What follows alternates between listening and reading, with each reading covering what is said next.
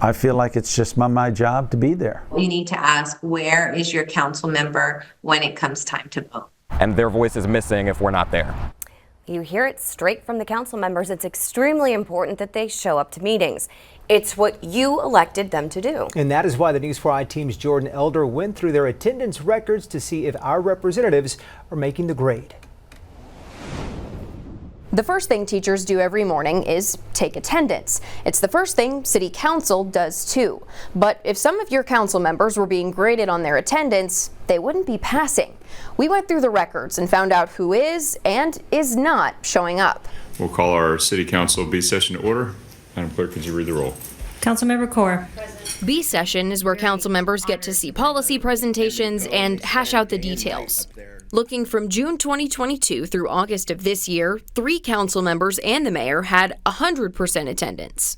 District 8's Manny Pelaez has the lowest attendance at 89%, still a high B. We're going to take up our budget items now. All the action, like votes and other important discussions, happen in A session. Leaders say these are the most important meetings to make. This is what those scores look like. You should wonder, is your council member there fighting for you or not? Are they there to cast their vote and to make sure that your voice is heard? So I think being there is about the most important thing we can do. We also looked at public comment, which is the council members' chance to hear from you, but it's actually the least attended session.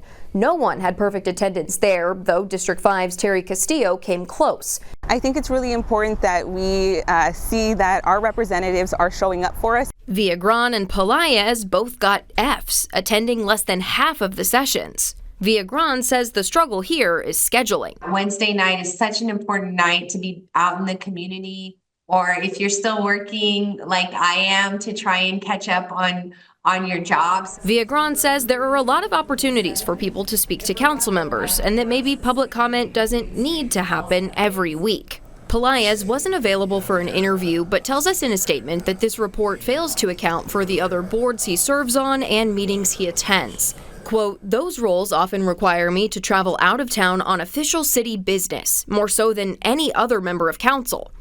He goes on to say, if you don't see me at a council meeting, it's because I've already received my briefings and asked the necessary questions to inform my policy decisions. District 1's Suk Kaur also mentioned potential changes to the time or day to help attendance.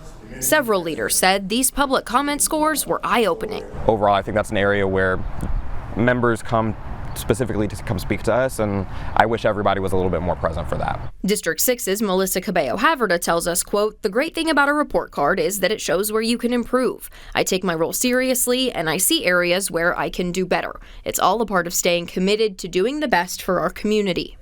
In school, absences can be counted as either excused or unexcused, but that's not how it works for City Council. That means when members are out of town on city business, for example, they're still being counted as absent. We need to look at that excused absences, especially if you're out on city business representing the city.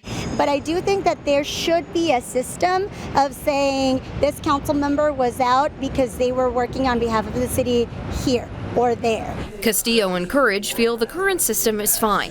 And council members say, just like school, if kids aren't there, they're not going to learn. And if council members aren't there, they're not going to learn. We've got the full report cards for each of your council members and the mayor up on our website, and we have more from our interviews with them too. For the News 4i team, I'm Jordan Elder. We reached out to every city council person and the mayor for this story.